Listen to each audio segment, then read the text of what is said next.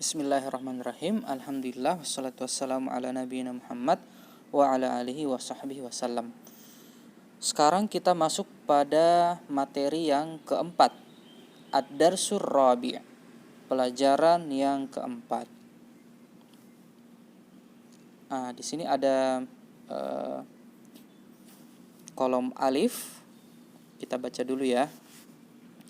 Al-baitu fil baiti, al-masjidu fil masjidi, al-maktabu alal maktabi, as-sariru alas sariri. Kita ulang lagi. Al-baitu fil baiti, al-masjidu fil masjidi, al-maktabu alal maktabi, as-sariru alas sariri. Nah, sebelumnya kita sudah pernah belajar tentang bagaimana membedakan antara isim nakira dengan isim ma'rifah. Yaitu isim nakira akhir katanya itu dipastikan ada tanwin. Ya, an, in atau un. Ya, bertanwin. Tapi kebanyakannya un ya, dhammatain. Nah, jika ingin dijadikan ma'rifah maka tanwinnya dihilangkan dan dimasukkan dengan huruf alif dan lam. Contoh kata baitun kita jadikan ma'rifah maka kita tambahkan alif lam menjadi al-baitu. Secara makna akan berubah dari yang umum menjadi khusus. Ya. Nah, di sini kita tambahkan lagi kata al-baitu dimasuki oleh kata depan. Ya, sekarang kita masuk pada materi yang membahas tentang penggunaan kata depan. Ya, kata depan di dalam bahasa Indonesia seperti ke, di atas, apalagi ya? Banyak macam-macam kata depan ya. Di dalam, ke, di, dari juga adalah kata depan, dan masih banyak lagi.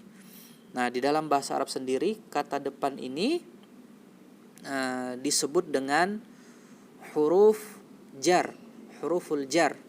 Ya, huruf jar. Dan ini jenisnya banyak ya, macam-macamnya banyak. Ada fi, ada ala, ada min, ada ila, dan banyak lagi. Ya.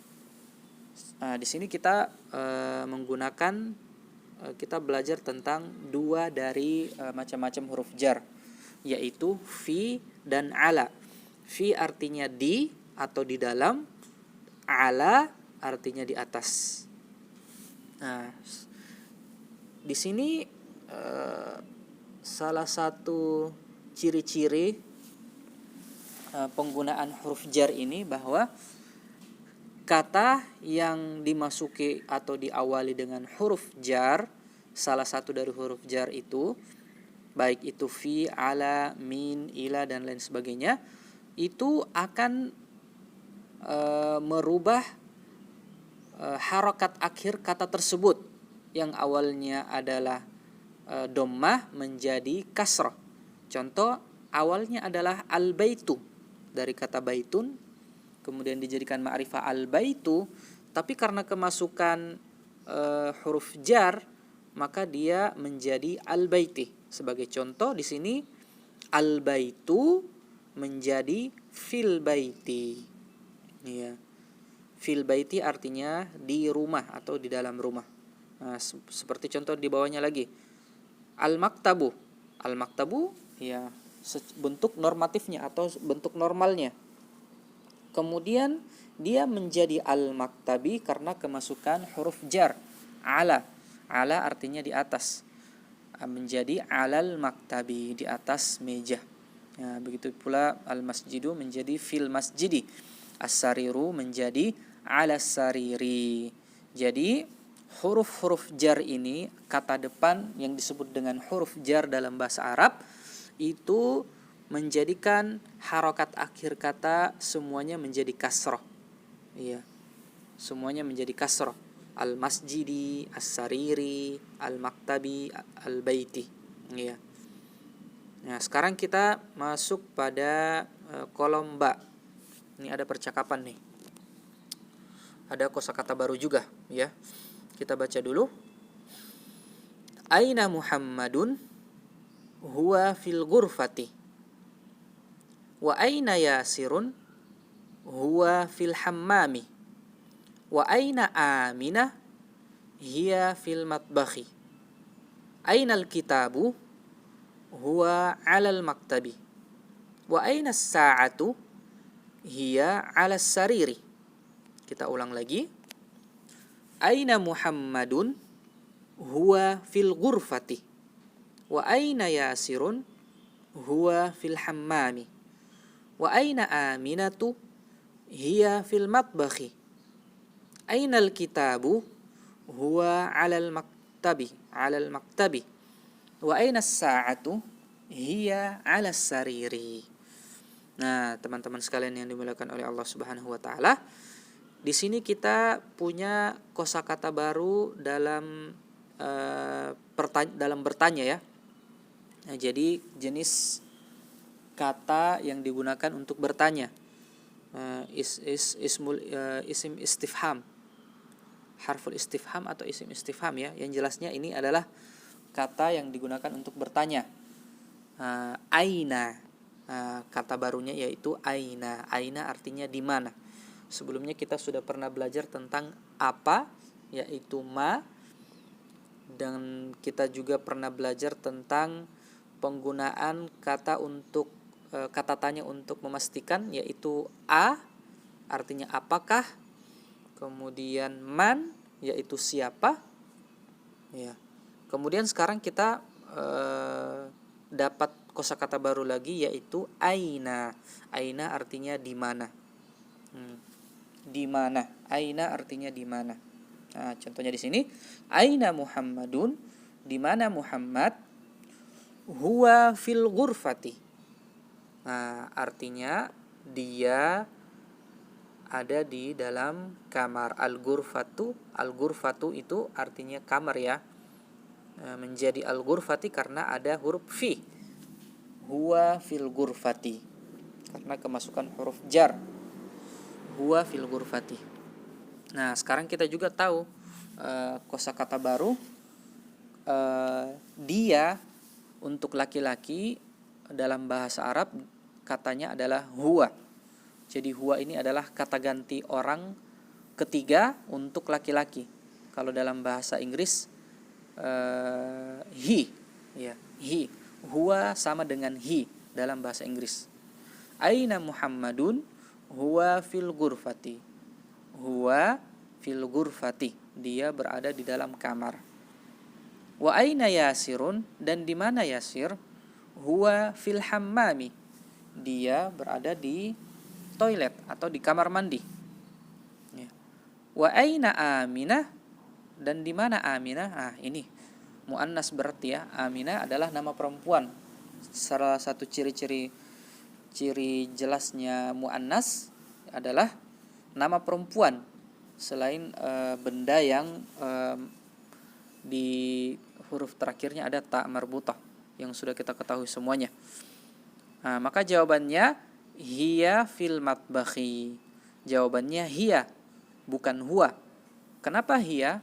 Karena hiya ini adalah artinya dalam bahasa Inggris she, atau dia untuk menunjuk kepada perempuan atau sesuatu yang bersifat feminin, ya. Hiya fil matbakhi. Dia berada di dapur. Al matbakhu itu dapur, ya. Menjadi al matbakhi karena kemasukan huruf jar, yaitu kata depan di atau di dalam. Hiya fil matbakhi. Dia berada di dapur, ya. Jadi huwa untuk laki-laki, orang ketiga laki-laki. Hiya adalah untuk kata ganti orang ketiga perempuan, ya. Kalau dalam bahasa Inggrisnya he dan she. Huwa adalah he dan hiya adalah she, ya. Kemudian kita lanjut. Ainal kitabu di mana buku? Huwa 'alal maktabi. Dia berada di atas meja. Nah, kita dapat pelajaran baru lagi. Ternyata kata huwa atau dia ya, huwa atau dia itu bisa digunakan untuk benda. Ini untuk dalam bahasa Arab ya. Ya, contohnya ini. Ainal kitabu, di mana buku? Kita bisa menjawab dia di atas meja. Dia, kita pakai dia, yaitu huwa sebagai kata ganti untuk menunjukkan sesuatu yang bersifat muzakkar. Ya, al-kitabu sifatnya muzakkar karena dia tidak memiliki ciri-ciri muannats. Maka kita pakai huwa 'alal maktabi. Dia berada di atas meja. Nah, kemudian di bawahnya lagi wa ainas sa'atu, dan di mana jam? As-sa'atu ini adalah Nah, kemudian pertanyaan selanjutnya, wa ainas sa'atu? Hiya 'alas sariri. Nah, as-sa'atu ini adalah isim muannats karena ada tanda-tanda muannasnya, yaitu ada ta marbutah pada huruf terakhirnya, yaitu ada tu. Ainas sa'atu, as-sa'atu. Maka ini adalah isim muannats. Maka kita pakai kata ganti dianya adalah hiya. Hiya karena hiya adalah artinya she. Kata ganti untuk sesuatu yang bersifat feminim atau perempuan atau benda yang disifati dengan sifat perempuan. Hiya 'alas sariri. Dia berada di atas tempat tidur. Atau jam itu berada di atas tempat tidur. Jadi kita belajar dapat kosakata baru, yaitu aina artinya di mana, kemudian huwa artinya dia untuk laki-laki, dan hiya artinya dia untuk perempuan. Kemudian cara penggunaan kata depan fi dan ala. Fi artinya di atau di dalam, dan ala artinya di atas. Dan kita fahami bahwa ketika isim atau sebuah kata dimasuki atau diawali dengan huruf-huruf jar, salah satu dari huruf jar, baik itu fi atau ala dan yang lainnya, maka kata tersebut akan menjadi kasrah di harokat akhirnya. Contoh al-ghurfatu menjadi al-ghurfati ketika dimasuki huruf jar, fil ghurfati. Al-hammamu menjadi al-hammami ketika dimasuki huruf fi, fil hammami. Al-maktabu menjadi al-maktabi ketika dimasuki huruf jar, yaitu ala, menjadi alal maktabi. As-sariru menjadi as-sariri karena kemasukan huruf ala menjadi kasrah, menjadi as-sariri, alas sariri. Ya, begitu seterusnya. Nah, sekarang kita masuk pada latihan tamarin. Ya, latihan pertama menjawab soal-soal berikut. Ajib anil as'ilatil atiyah. Nomor 1, ainal kitabu? Al-kitabu 'alal maktabi. Ya. Al-kitabu 'alal maktabi. Atau kita menggunakan kata ganti huwa 'alal maktabi. Ya, bisa kita ulang kembali pertanyaannya tanpa menggunakan kata tanyanya, atau kita pakai kata ganti. Ainal kitabu, kita bisa menjawab al-kitabu 'alal maktabi atau huwa 'alal maktabi. Kemudian yang kedua, aina Muhammadun? Di mana Muhammad? Maka jawabannya huwa fil ghurfati. Ya. Huwa fil ghurfati. Dia berada di kamar. Atau kita langsung sebut nama Muhammadnya. Muhammad fil ghurfati. Muhammad berada di kamar. Bisa menggunakan kata huwa atau langsung menyebut nama Muhammad. Kemudian yang ketiga, ainas sa'atu? Di mana jam? Jawabannya as-sa'atu alal maktabi. Nah, jamnya berada di atas meja. Atau kita menggunakan kata ganti untuk muannas yaitu hiya, maka jawabannya hiya alal maktabi. Dia berada di atas meja. Kemudian yang keempat, aina yasirun? Yasir atau yasiru fil hammami. Ya, yasir berada di kamar mandi.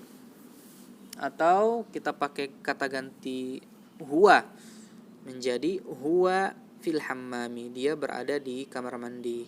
Kemudian selanjutnya, aina Aminah? Di mana Aminah? Nah, Aminah muannas.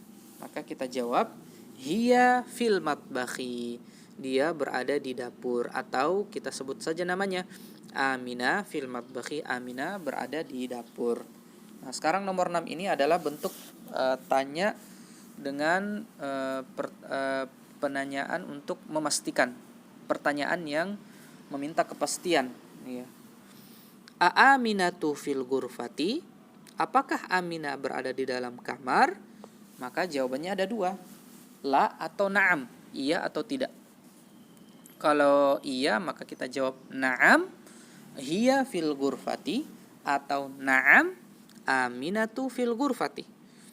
Kalau jawabannya tidak maka kita jawab la hiya fil hammami. Misalnya kalau dia berada di kamar mandi, ya. La hiya fil hammami. Dia berada di kamar mandi. Atau jawaban yang lainnya, na'am Aminat la Aminatu fil hammami. Tidak, Aminah berada di kamar mandi. Kalau na'am kita jawab na'am hiya fil ghurfati, atau na'am Aminatu fil ghurfati. Kalau tidak maka jawabannya la Aminatu fil hammami, atau la hiya fil hammami. Kemudian yang ketujuh, ayasirun fil matbakhi? Apakah Yasir berada di dapur? Nah, sama tadi jawabannya kayak gitu ya. Contohnya saya jawab la huwa fil ghurfati. Dia tidak, dia berada di kamar. Kemudian yang kedelapan, man fil ghurfati? Siapa yang berada di kamar? Nah, kita sudah pernah belajar kata tanya man, ya. Kata siapa? Man fil ghurfati? Siapa yang berada di kamar? Fil ghurfati Muhammadun. Di kamar ada Muhammad. Waman fil hammami? Dan siapa yang berada di kamar mandi? Fil hammami Aminatun. Ya, di dalam kamar mandi ada Aminah. Ya. Nah, sekarang nomor 10 dan 11 ini adalah bentuk kata tanya yang baru. Ya, dan tapi maknanya sama ya, pernah kita pelajari sebelumnya. Madza. Madza ini kalau dalam bahasa Indonesia artinya ada apa? Madza 'alal maktabi? Apa yang berada di atas meja? Kita jawab 'alal maktabi kitabun. Di atas meja ada buku, atau misalnya pulpen.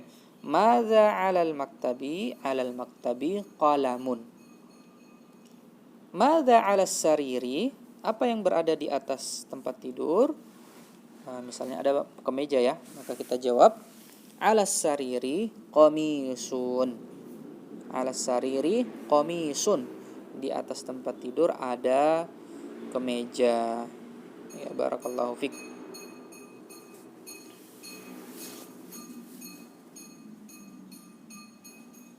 Nah, sekarang kita masuk pada latihan kedua. Iqra waktub ma'adhabti awakhiril kalimat. Bacalah dan tulislah dengan memastikan akhir katanya, yaitu harokat akhir katanya. Kita sebut saja ya. Kita langsung baca. Al-madrasatu. Ya, al-madrasatu karena dia menjadi ma'rifah, bukan dibaca madrasatun. Karena ada alif lam, maka dia dibaca al-madrasatu. Fil madrasati. Ya, dia menjadi kasrah di huruf akhirnya karena ada huruf fi. Fil madrasati. Fil baiti. al-baitu, al-ghurfatu, al-hammamu, fil matbakhi, al-maktabu, alal maktabi, alal kursiyyi, as-sariri, as-sariru. Ya, kita ulang lagi ya, mohon maaf. Al-maktabu, alal maktabi, alal kursiyyi, as-sariru, alal kitabi, fil masjidi. Nah, sekarang latihan selanjutnya. Iqra waktub, baca dan tulislah. Nomor pertama, at-talibu fil jami'ati. Mahasiswa atau siswa berada di universitas. Al-jami'ati itu, al-jami'atu artinya universitas ya. At-talibu fil jami'ati. Nomor yang kedua, ar-rajulu fil masjidi. Ar-rajulu fil masjidi. Pria itu ada di masjid. Nomor 3, ainat tajiru, di mana pedagang? Huwa fid dukkani, dia berada di toko atau di warung. Ad-dukkan artinya toko ya, atau warung. Nomor 4, al-qalamu 'alal maktabi. Al-qalamu 'alal maktabi. Pulpennya berada di atas meja. Ya. Yang kelima, aina Zainabu? Hiya fil ghurfati. Nah, Zainab ini nama perempuan meskipun dia tidak ada tamar buto, tapi kita udah tahu bahwa dia itu Zainab itu nama perempuan, maka dia menggunakan kata ganti hiya. Hiya fil ghurfati. Di mana Zainab? Hiya fil ghurfati. Dia berada di kamar. Nomor 6, ainal waraqu?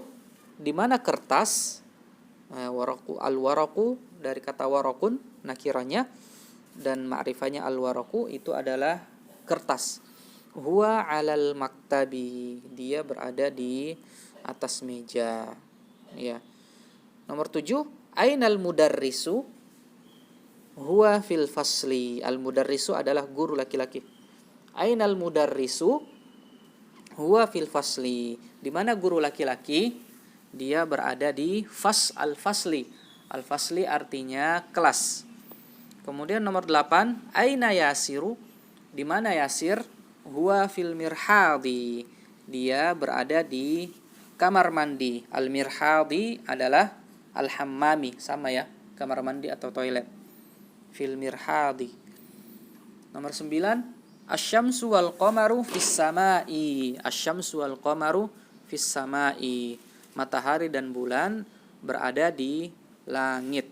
Kemudian pertanyaan yang terakhirnya, nomor 10, man fil fasl? Man fil fasl? Man fil fasli? Ya, siapa yang berada di kelas? Ya, silahkan di pelajari. Barakallahu fikum.